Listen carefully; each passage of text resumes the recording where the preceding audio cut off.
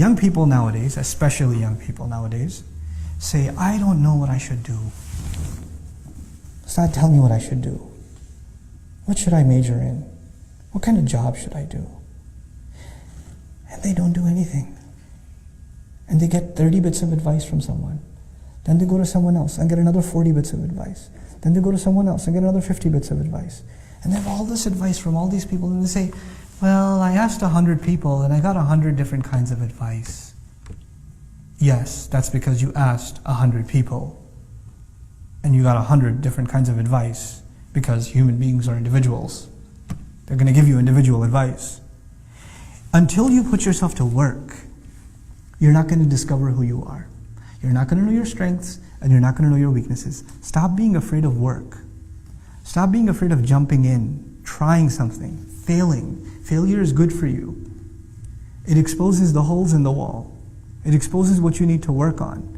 It also exposes the few things that you are good at, and maybe you should refine them even more. But that does not happen until you grind it out.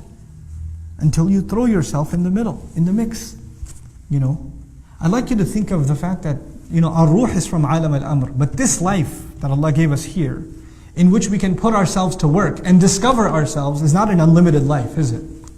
So, between coming of age and sleep, and then old age where you pretty much become senile, we don't have a lot of years to figure ourselves out, to put ourselves to work. So don't be afraid to try things. Allah has given us this incredible adventure in the world. Don't be scared to try stuff. Try it. The fact that you've taken the adventure to try to learn Arabic is cool, but that's just the beginning. Try things in business. Try things in your education. Try things in, try a different kind of job. Try things. And if you live your life just afraid, I'm not sure if it's going to work or not. I'm not sure if I'm going to succeed at that or not.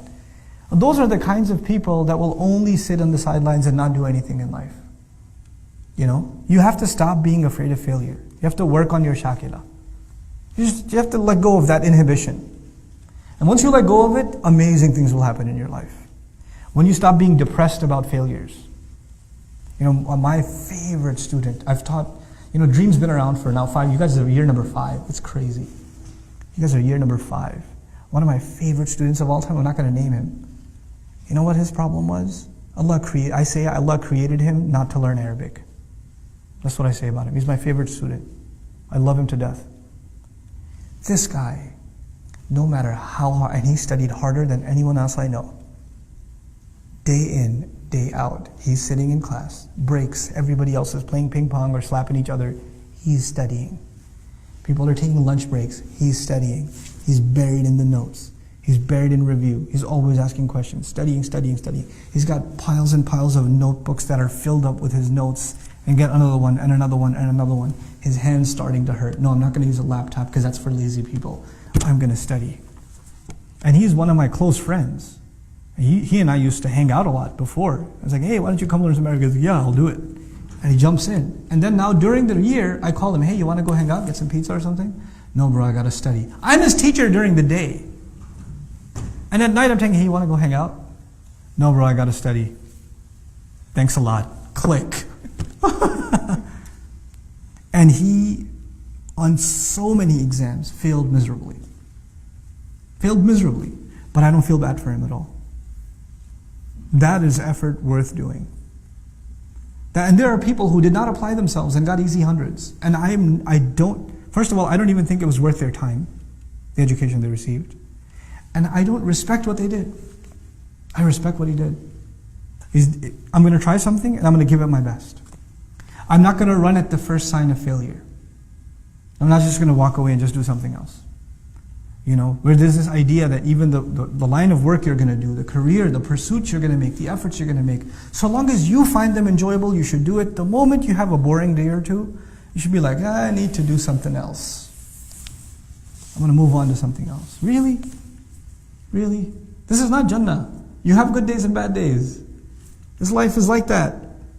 When favors are being showered, everything's happy. I'm perfect. This is the way I need to be. And the moment things don't go your way, kana ya'usa. Become super depressed. I don't know if this is the thing for me. I don't know if I should even be doing this. It happens to students. They fail one test. Or no, not fail, sorry, got a 95, astaghfirullah al-azim. How will you show your face to your parents? Who will marry you now that you have a 95? You know? I don't know if I should drop out now because it's not even worth it anymore. Are you serious? Get a little, grow a spine, grow a thick skin. Apply yourself in whatever you do. And this is not just about your studies at the program, at Dream. This is beyond that. In life, have that attitude. Whatever you jump into, really dive in. Dive all in. Yes, seek counsel, but don't over-seek counsel. Don't keep getting advice and not doing anything. You have a few people in your life you can trust. And sometimes some people, they get into this habit where they like to get advice from people. They know they're going to get two different answers. Because they live off of the confusion. They feed off of it. They use that as a scapegoat to not do anything. Well, he said this, but you said this.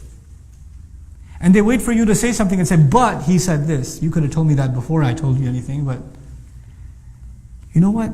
Seek advice, but seek advice with a purpose. And seek advice with some trust. You shouldn't just ask random people. By the way, if you're seeking contradictory advice from people, you know what that says? That says, first of all, you have no confidence, number one. And number two, it says you don't trust people. You don't trust them. Why are you asking their advice if you want an alternative opinion? You don't have to take everybody's opinion. You don't have to take my opinion, or Sheikh Omar Suleiman's opinion, or Sheikh Abdul Nasir's opinion, or anybody's opinion for that matter. You consider their opinion and you make your own judgment. But once you make your own judgment, فَإِذَا عَزَمْتَ, when you make a decision, فَتَوَكَّلْ عَلَى اللَّهِ, trust Allah and move on with life. Trust Allah.